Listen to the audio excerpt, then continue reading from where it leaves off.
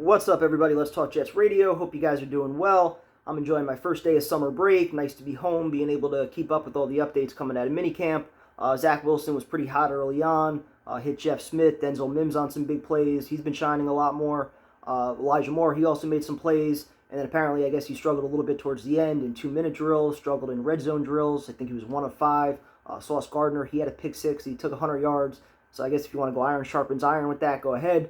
But I think this is pretty much what we expected out of Zach, throughout the summer. Some good, some bad, ups and downs. It's a young kid where, you're missing both offensive tackles right now. You're incorporating a lot of new pieces throughout the offense. Not to mention you're facing a lot more talent on the defensive side of the ball. So I think it's going to be back and forth pretty much throughout training camp once it gets going.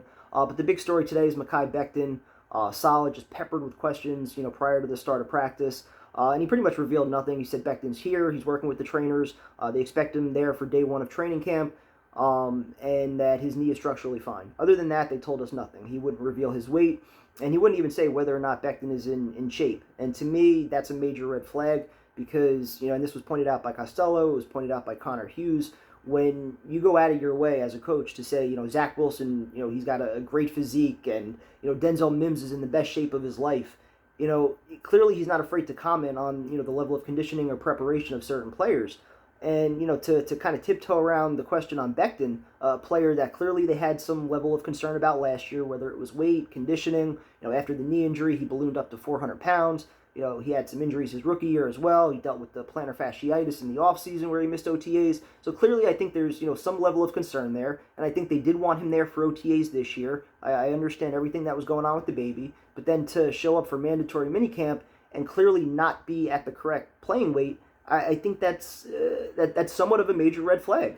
And I wonder whether or not he's even close because, if he's just a few pounds off, there's ways to answer that for Coach Saleh. You could say, he's right where he needs to be. We're 40 days out from training camp. We feel great about where he's at. He's fucking raring to go. He's dying to hit somebody. He looks phenomenal. We feel great about his knee and, his level of preparation and his hunger.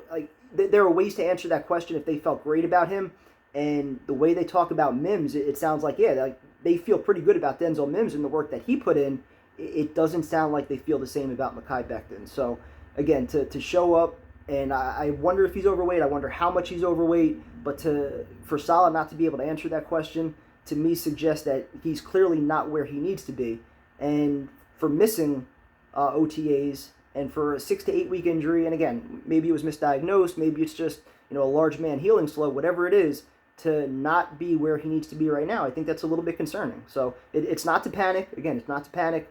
40 days still to go until training camp, so he's got time to ultimately get there. But you'd like to know that over these past 8 months, he's been completely dedicated and putting in the work.